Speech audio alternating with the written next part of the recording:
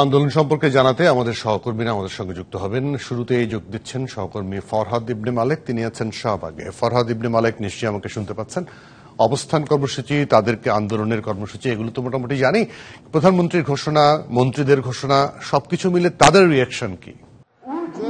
যেমনটা আমরা একটু আগে জানলাম বা আপনি বললেন যে আসলে আন্দোলন কিন্তু চলছে, দ্বিতীয় দিনের মতন বাংলা ব্লকেট চলছে। বাংলা ব্লকেট নিয়ে তারা একদম একই জায়গায় দাঁড়িয়ে আছে। যেখানে ব্লকেট দেওয়া হয়েছে সেখানে আইন শৃঙ্খলা রক্ষাকারী বাহিনী তাদেরকে কোন রকম বাধা দেওয়ার চেষ্টা করেছিল। তাদের দাবি, এই বিষয়ে তারা আন্দোলন করেছে, এই বিষয়ে তারা অভিযোগ করেছে।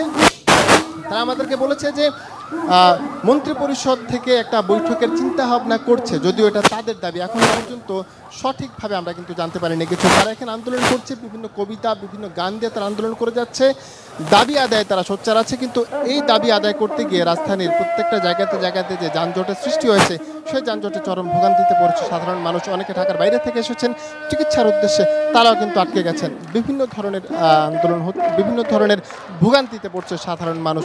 তবে এটাকে তারা সাময়িক ভোগান্তি বলে দাবি করছেন। তারা বলছেন যে বড় দাবি আদায়ে, বড় ফল প্রাপ্তিতে ছোট বিসর্জন দিতে তারা প্রস্তুত, এবং এটাকে তারা ছোট বিসর্জন হিসেবে দেখছে। যদিও এই ভোগান্তিতে অনেকে বিরূপ মন্তব্য করেছেন আমাদের কাছে।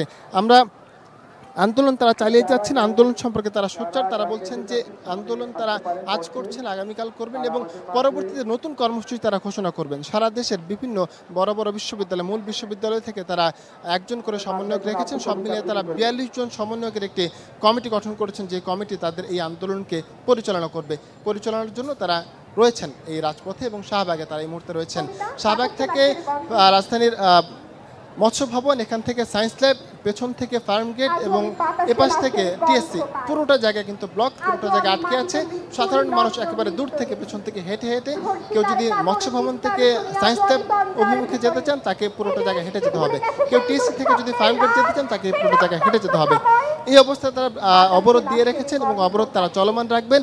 আজ তারা গতকালকের চেয়ে বেশি সময় নিয়ে তারা এই আন্দোলন চালিয়ে যাবে বলে আমাদেরকে জানিয়েছেন, এবং আন্দোলনের দাবির খুব কাছাকাছি আছেন বলেও তারা আমাদেরকে দাবি করেছেন, বা তাদের দাবি এটা আসলে। তো মজুমদার জুয়েল, আমার কাছে এখন পর্যন্ত ফরহাদ, আমি একটু আপনার কাছ থেকে আরেকটা জিনিস জানতে চাই। কোটা বাতিল, তারা মানে তাদের দাবিটা আসে মূলত একদম কোটা বাতিল নাকি সংস্কার? যে সব ধরনের কোটা বাতিল করতে হবে নাকি সংস্কার করতে হবে? এক্স্যাক্টলি আপনার মাধ্যমে একটু কেউ যদি থাকেন তাদের মাধ্যমে।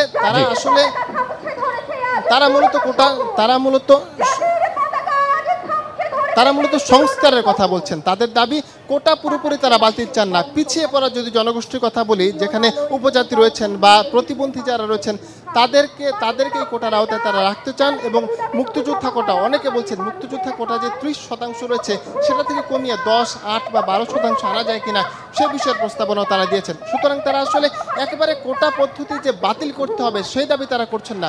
তারা দাবি করছেন যে কোটাকে সংস্কার করতে হবে। বড় অংশে যে একটা শুধুমাত্র 45% যে সাধারণ শিক্ষার্থী যারা পাবে, চাকরির সুযোগ পাবে, আর 55% যে কোটা রয়েছে যেগুলোতে তারা পাচ্ছে না, সেটাকে কমিয়ে 10, 15 অথবা 20% আনা যায় কিনা সে বিষয়ে তারা সংস্কার আন্দোলন করছে বা সংস্কারের দাবি জানিয়েছেন। তবে আমরা তাদেরকে বলেছিলাম যে বিভিন্ন পরীক্ষায় প্রিলি এবং রিটেন যে পরীক্ষা থাকে, সেই পরীক্ষাগুলো পরে তো মৌখিক পরীক্ষা যেটা থাকে সেখানে তো মেধাবীরাই যায়। তবে তারা বলছেন যে ওই মৌখিক পরীক্ষাতেও তারা বঞ্চিত হচ্ছেন, এই দাবি করে তারা আন্দোলনটা করছেন। সুতরাং তারা আসলে বাতিল চাচ্ছেন না, তারা সংস্কার চাচ্ছেন, কিন্তু সংস্কারের ভোগান্তিতে পড়ছেন সাধারণ মানুষ।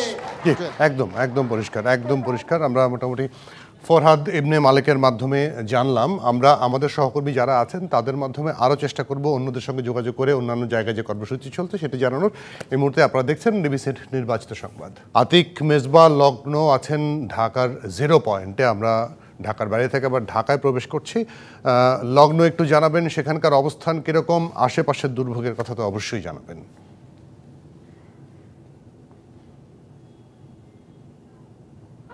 জুয়েল, আমি এই মুহূর্তে দাঁড়িয়ে আছি ঠিক 0 পয়েন্টে।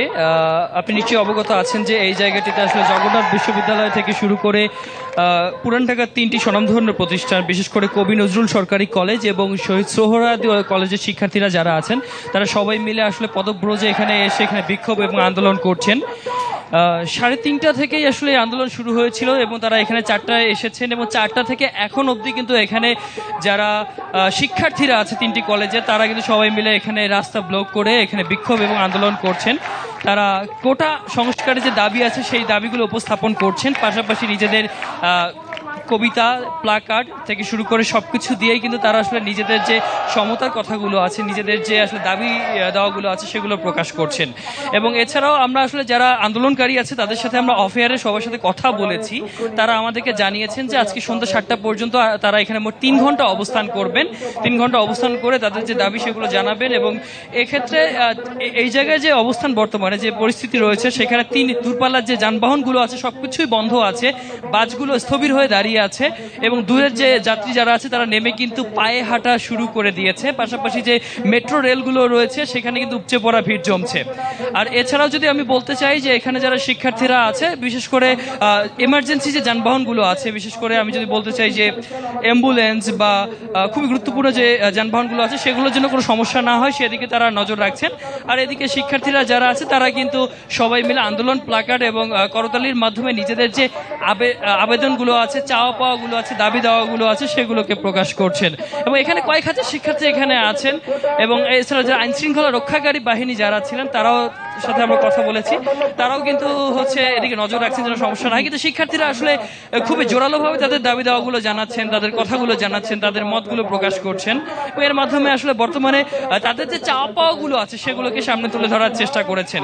শুধু ছেলে শিক্ষার্থীরা না, যারা মেয়েরা যারা আছেন তারাও কিন্তু আসলে এখানে আছেন এবং তারা শেষ পর্যন্ত কোটা আন্দোলনের জন্য তাদের যে দাবিগুলো সংস্কার সেগুলো আসলে জানাচ্ছেন। তো জুয়েল, এই ছিল 0 পয়েন্ট থেকে সর্বশেষ। জুয়েল। আতিক মেজবাহ লগ্ন, আপনাকে ধন্যবাদ।